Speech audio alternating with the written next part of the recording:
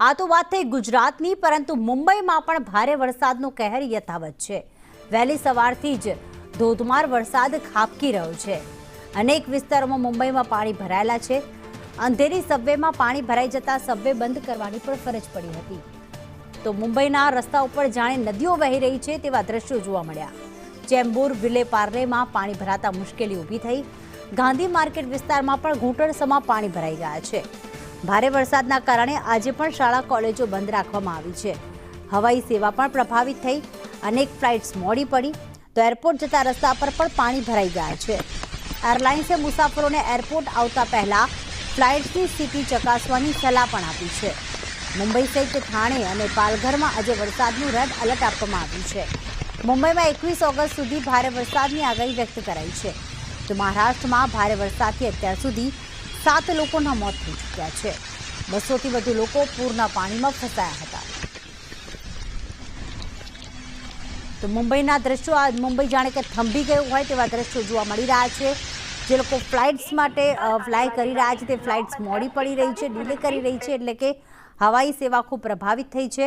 તો આ તરફ જોશું કે ટ્રાફિક જામના દ્રશ્યો પણ સર્જાયા, કારણ કે રસ્તા ઉપર પાણી ભરાઈ ગયા છે। લોકોના વાહનો પણ અહીંયા બંધ પડી ગયા હતા તેવા દ્રશ્યો પણ જોવા મળ્યા। 21 ઓગસ્ટ સુધી મુંબઈમાં ભારે વરસાદની આગાહી।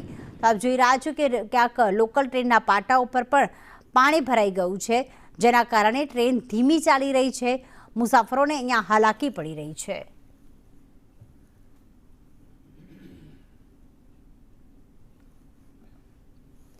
તો મુંબઈમાં ભારે વરસાદના પગલે જનજીવન ખૂબ જ પ્રભાવિત થયું છે। અનેક વિસ્તારો જળબંબાકારની સ્થિતિનો સામનો કરી રહ્યા છે।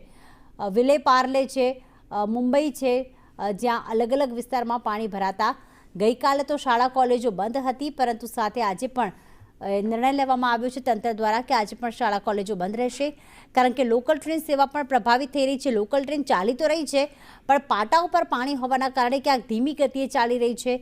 સાથે સાથે જે પબ્લિક ટ્રાન્સપોર્ટેશન છે એમાં તકલીફ પડી રહી છે। અને આપણે જાણીએ છીએ કે મુંબઈમાં જે છે પ્રાઇવેટ વાહનો કરતાં જે પબ્લિક ટ્રાન્સપોર્ટેશનનો ઉપયોગ લોકો વધુ કરતા હોય છે। તો શાળા કોલેજોમાં અવરોધ ઊભો ન થાય, મોડું ના થાય, બાળકો ફસાઈ ન જાય, તે માટે આજે પણ રજા જાહેર કરવામાં આવી છે। તો આ તરફ ક્યાંક લોકોના ઘરની બહાર પણ પાણી ભરાવાના દ્રશ્યો સામે આવ્યા હતા। મુંબઈમાં અલગ અલગ જે સબવે આવેલા છે ત્યાં પણ પાણી ભરાઈ ગયા, જેના કારણે તે સબવે અવર જવર માટે ક્યાંક બંધ કરવામાં આવ્યા છે। મુંબઈમાં જનજીવન પ્રભાવિત થયું છે। હજી પણ 21 ઓગસ્ટ સુધી મુંબઈમાં ભારેથી અતિ ભારે વરસાદની આગાહી જે છે તે કરવામાં આવી છે। અલગ અલગ મુંબઈના આપણે દ્રશ્યો બતાવી રહ્યા છીએ।